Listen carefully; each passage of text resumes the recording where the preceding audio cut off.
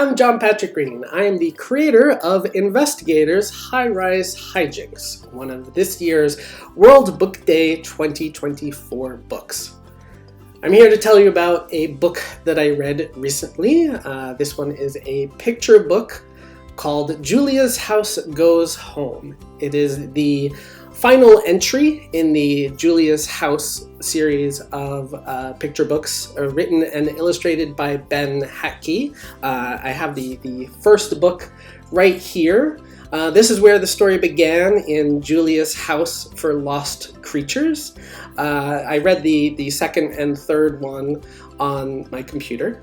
And the third one concludes the story about monsters and creatures who are basically all looking for a place to belong, and that is in Julia's house. But of course the story can't be that simple.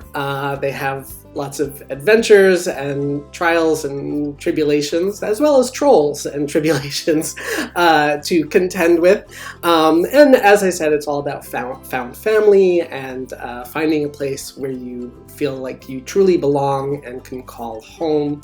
It's beautifully illustrated in like watercolors, and it features lots of amazing and amusing creatures and animals and monsters. And yeah, the third book came out recently, Julia's House Goes Home.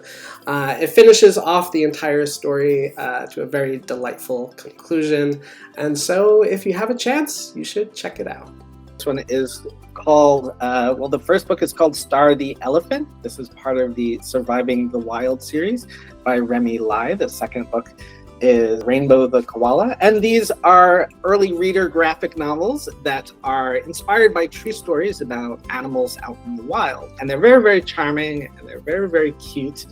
They've got a wonderful illustrated style, and they're for younger readers, so they're really good for read-alongs that parents can read with their child as they are learning. They're also just fascinating stories about animals and the adventures that they went on in encountering various types of humans, some good and some bad. That's what happens in the real world. But I really, really like these, and I think you should check them out.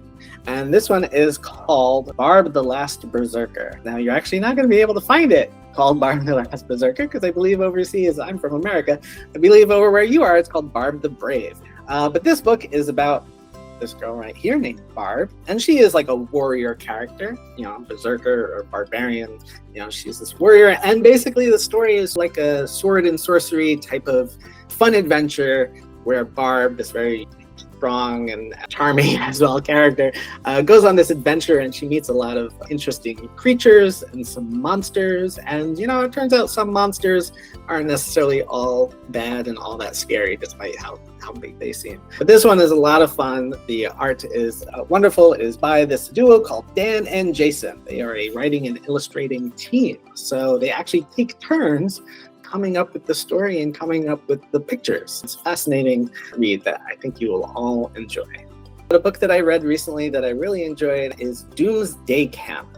And this is a graphic novel series about a kid named Doom who lives in basically the apocalypse or post-apocalypse, where he's a little kid and he's relatively normal, but all the other kids are kind of mutated from all the radiation and weird side effects of living in a post-apocalyptic world. It sounds very depressing, but actually it's a lot of fun.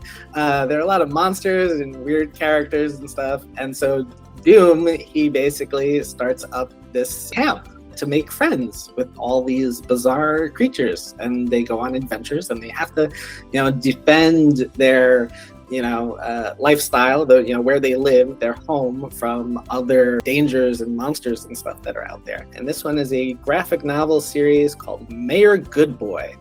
It is by Dave Scheid and Miranda Harmon, and it is about a dog that got elected to be mayor of a town. It's actually inspired by a true story, because America is weird. But this is a fictional story about this dog trying to be mayor of a town. He basically hires kids as his staff to help this run this town. And of course, there are people that don't want a dog to be mayor, such as like a dog catcher and other nefarious villains. It's a lot of fun, and I definitely think you should check it out. Tuesday by David Wiesner. And the thing that I love about this book is it's a picture book. It's a children's book, and there's no words. The entire story is told by pictures. It's not quite a comic book. It's a little bit like a comic book because, you know, you need all the images to tell the story. And I discovered this book when I was relatively young. I was still in school, and I just was fascinated by how the story was told purely in images. And the story itself, it's called Tuesday. It's a very bizarre Tuesday. It's a Tuesday in which suddenly frogs started being able to fly, essentially. And so it takes place over the course of a night where suddenly just massive amounts of frogs just start flying through a town and a city and all that. And it's beautifully illustrated, and it's an absolute delight. And I always think about this book all the time.